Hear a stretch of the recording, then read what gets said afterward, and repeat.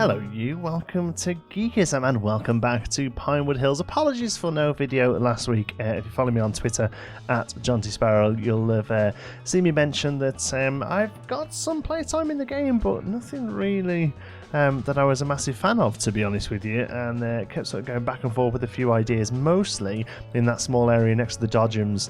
Really struggling to think of what to do with that, so we'll see. I thought I need a change as good as a rest and all that, so I thought I'd start on a new project that I've been wanting to do for a while, and that is a go-kart. So still in the 60s area, but maybe not quite as sort of heavily Googie themed.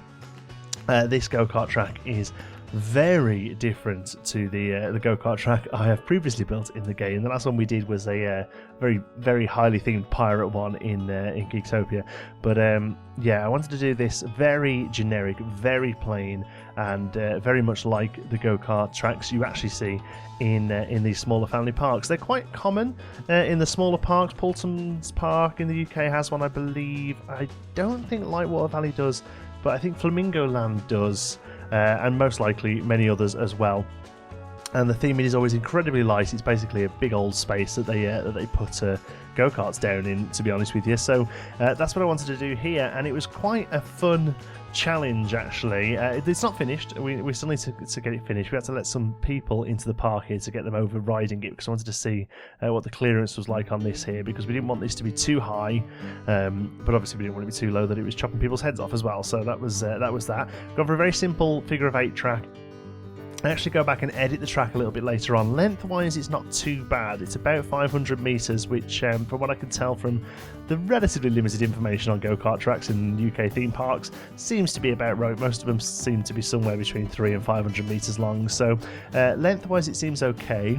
But one thing I did notice afterwards when I was looking at a few more reference images, that they're a little bit more compact than I've got this one here. So whilst I don't go back and change the two main sections I've done here, I do go back and change the third section, the final section, to sort of keep the end of the ride, the end of the track even, a little bit tighter. Anyway, here I'm building a bridge, simple bridge, using the awesome fairy tale windows, I guess, castle windows I suppose they are. These are great for creating sort of concrete slabs and things like that.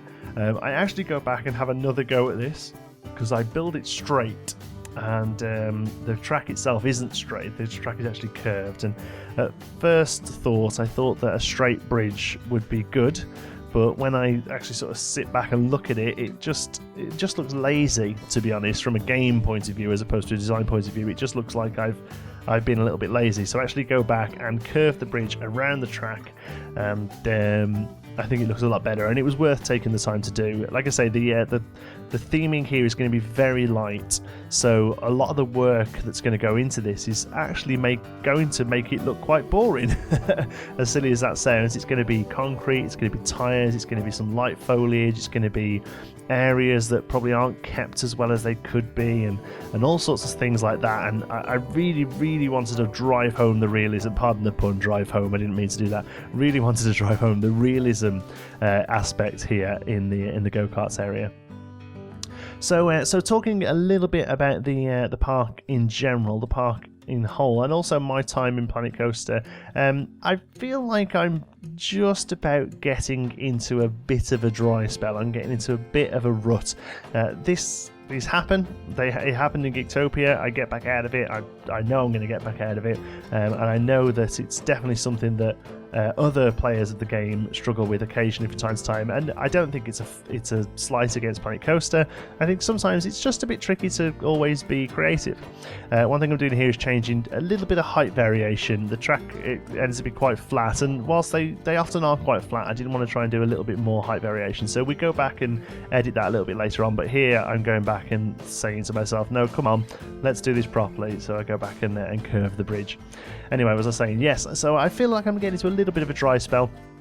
It may be because the area I'm currently working on is a little bit limiting in what I can do with it regarding ride choice and architecture choice. It might just be that, you know what, I just need to have a little bit of a break for a little while. So I am going to have a little bit of a break, but do not panic. Planet Coaster on the channel isn't going anywhere. Pinewood Hills isn't going anywhere. I'm going to let somebody else have a go with it for a little while. So the absolutely fantastic Ruble Trillions is going to be taking the park for a few weeks, and hopefully making something awesome with it. I'm sure it will be awesome. His stuff is absolutely fantastic. Genuinely one of my favourite builders to watch in the game. You may know him from his Paris park, which was kind of his first major project in the game. Really, really gorgeous architecture park based around the architecture of Paris. He now is probably best known as one half of the team behind Jubilee Gardens, along with Commando Santa. They're doing a really awesome park, similar in some ways to Pinewood Hills in that budget and scale and things like that are conscious sort of efforts in there, but it's very American, which is very different to us. They have, so even their budget parks have a bit more of a budget than a UK park, so it'd be really interesting to see what he does. I've kind of given him free rein in what he does build, although I've given him some sort of suggestions and areas that we're going to be working towards, but what he actually goes ahead and does is going to be a complete surprise to me, as it will be to you. So here's going to be the plan for Pinewood Hills over the next few weeks. Next week there will be a Pinewood Hills episode, but it's going to be out of the park, so much in the same way that our live stream videos are, where we build something for Pinewood Hills but outside of the park so that we don't give any spoilers away. We're going to be doing that next week, so not too sure what yet, but we'll build something out that we can place in when we get the park afterwards, and then the week after that we'll have Ruble with us here to show us what he's done in the park, and then hopefully in the relatively near future I will be able to reciprocate, and I'll get hold of Jubilee Gardens and be able to have a little play around in there and see what I can do in that, and that'll be interesting because it's a way of sort of having to go at different styles, different sizes, different budget sort of requirements and things like that. So I'm really looking forward to it. I'm hoping it sort of gives me a bit of a sort of boost that I need in the game. It usually seems to do just that. So yeah, that's how it's going to go. We'll kind of hand the park over as a work in progress to Ruble, let him have some fun with it for a couple of weeks, and then we'll sort of see what he's done and how we can move forward. So this episode we actually go in to do a few other things a little bit later on as well. One of the things I'm really quite happy with is this, and it's ridiculous because it's basically some stone work, but I think it's turned out really, really nicely. Unfortunately, I had that weird funky thing that I keep getting where the camera cuts away, but it hasn't lost too much this week, so you'll be able to see what I'm doing here. I really wanted to get some height variation to the park. It's something that I've actually really thought of since doing Planco Spotlights, and we've had some really great parks in Planco Spotlights, some really great realistic parks in Planco Spotlights that have been really fun to look at, most notably Sunset Beach, which is a really gorgeous park that Mike and John had a look at. Some really great ideas, little areas where they could be tweaked, but overall there was some really great stuff. And one of the things I really took away from watching that Spotlight was the importance and the sort of I don't know what the word is really. Importance, I guess, is the word, of height variations in parks to get that extra level of realism. It's very, very rare to see a park that's completely on the flat, and it's something that I really want to sort of move towards getting here in Pinewood Hills. So even though the budget probably isn't quite there, I really want this park to start feeling a little bit more like Alton Towers. So when I first started with the 40s area and also the Googie area to an extent, I've had Blackpool Pleasure Beach in my mind, even though it looks nothing like Blackpool Pleasure Beach, but that kind of close-knit and sort of budget requirements I've had in my mind Blackpool, mostly because I visited there most recently. It's the most recent theme park I went to, but really the setting that we're in, the scale that we're in, and also probably my ability in the game, I think lends itself a little bit more to an Alton Towers sort of vibe, as if the park is sort of carved into the forest and carved into the hills a little bit more. Alton Towers have massive, massive regulations on where they can build, how they can build, how tall they can build. Probably height issues aren't going to be a thing in our park, but obviously they're very limited in the space. They have these beautiful grounds of the old Alton Manor House, and they have the beautiful gardens around that they have to work with. And that's kind of something I want to do here as well. I know I spoke in the past about having a stately home, And I think that's really something I want to go back and have a go at doing there. So that may well be the first thing we do when we get the park back of Ruble, obviously depending on what he's done. But yeah, I think that adding that extra layer of history, that extra layer of just sort of budget requirements and things like that, we're going to have to think about how close the rides can get to the manor and that sort of thing. So we've done some light theming there. So this is where we got up to the other day. And then I came back in after having another look at it and thought, no, do you know what? This is all a bit too spread out now. I'm obviously not going to go back and redo those areas that I've done.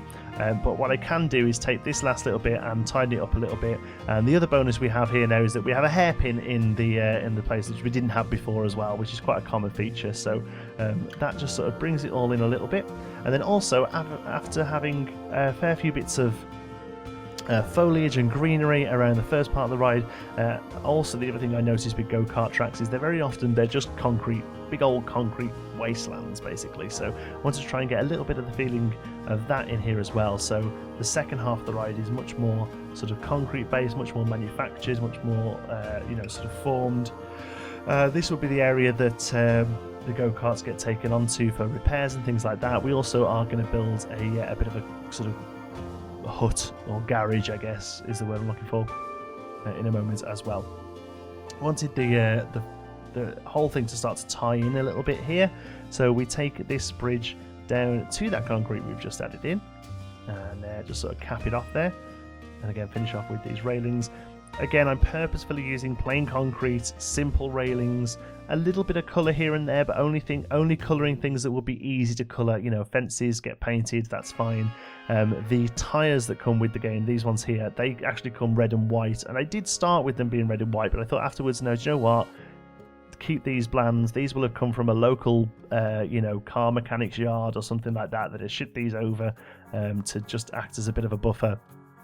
So these barriers, I have no problem with those having a light bit of colour in. The other thing, somebody pointed out in one of the episodes, they were actually talking about the Pinewood Hills sign that's on the Ferris wheel.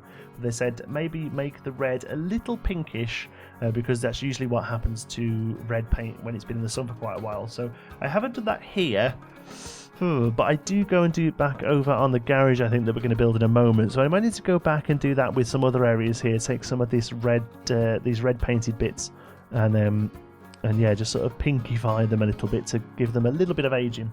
So here we're just placing lots of tyres down. These will act as buffers, help support the barriers, and then these have been here quite a long time now, so we're going to have a few of these creosote bushes. Still need to do more work on foliage in general on the ride. And then here is where we start moving all over the place. I have a little bit of every now and again I'll have a little bit of a session like this where I just run around and do little bits that I keep thinking of and forgetting about. One thing that quite a few people mentioned when we built this boat yard was how do people get to it? And that's a great point. How do staff get to it? When we build the second station over in the adventure area, we will have a bridge going over the top of the ride, but that's not something I wanted to do here. One, because I wanted to try and keep the silhouette of the buildings a little bit, but also that would have been quite a decent sort of engineerial feat. Engineerial? I think I might have just made a word up there. So instead, we're going for a slightly more jank way of getting over here, and that's by using a little boat. So we have a small sort of sloped area up here with some simple decoration, and we basically stick down a rowboat. So if people want to get over here, they're either going in the larger boat that's getting repaired, or if for whatever reason that larger boat won't go, they have a small rowboat there that they can use. And that, I guess, would also have been used for rescuing people if anyone's fell in. That's one thing we are going to go back and do once that waterfront area gets tightened up a little bit more. We'll go in and add some of those life preservers, those lifesaver rings, and really sort of think a little bit more about water safety in a park of this size. Oh my god, I'm yawning my head off, I'm so sorry. It's actually 11 PM here and I've been working on videos since about 7:30 this morning. This is the last thing I'm recording before I go away this weekend to a magician's convention, actually. I'll talk about that briefly. So in a past life, many years ago now, I used to be a magician for a living. I used to go out and do everything from children's parties to performing at weddings and performing on stage. all sorts of bits and bobs. It is something I no longer do. I haven't performed magic for quite a few years now, but one of the things I still love to do is go to a convention, a magician's convention, the largest one in the world actually, every year. I mostly now go as a social event. I go to see friends who I've made over many years there, and it's in Blackpool of all places, sunny Blackpool here in the UK, known as the Vegas of England. Due to its cheap hookers, but it's not my favourite place in the world, but it's where they have this convention. So what you're going to do, we go there for a few days every year, have some drinks and have some good times and see some really great magic. So if that sounds like the sort of thing you're interested in, make sure you head over to Twitter at JontySparrow. At time of this video coming out, I've still got about 2 or 3 days there left, so I'll be posting clips of some cool magic tricks that I've seen people perform, and hopefully that'll be good. Here, what I'm trying to do is copy the edge of the track over, so this would be an area where you can veer off and park up the go-karts if needed. That's kind of the plan here. I spent an absolute age looking for, there's a sign in the game that looks like an oil splat. Can't find it. I find it eventually and go back and add it. Randomly, I turn the lights off and add a bit of lighting to this cinema. These last few minutes are a bit all over the place, to be honest. I just keep having little ideas of stuff that I want to do, and sometimes you kind of need to have one of these random sessions where you go back and fill gaps and tidy things up. The other thing I really wanted to do is there's a backstage area. It's actually behind the cinema, but I'm going to add some fencing around it so that it works as sort of space for these dodgems as well. And I thought one of the good things we could do would be to actually have some old dodgem cars sort of hanging around. So I have a go at building them with art shapes and a few other bits and bobs, snowman pipes for the win. Don't quite get as much detail in these as I'd like. It's really tricky because they're so small. I need to try and have a go at doing this for go-karts as well, so we can do the same sort of thing over in the go-karts. I think it's doable. I think dodgems are a little easier because they're a little bit more stylised and chunky. I think I might struggle to make go-karts small enough. Oh my god, I should not be ordered this badly. I'm so sorry. It has been a long day though. It's not you guys boring me. It's not your company. I love having you here. It's just been quite a long day and quite a long week, to be honest, getting everything sorted for this trip.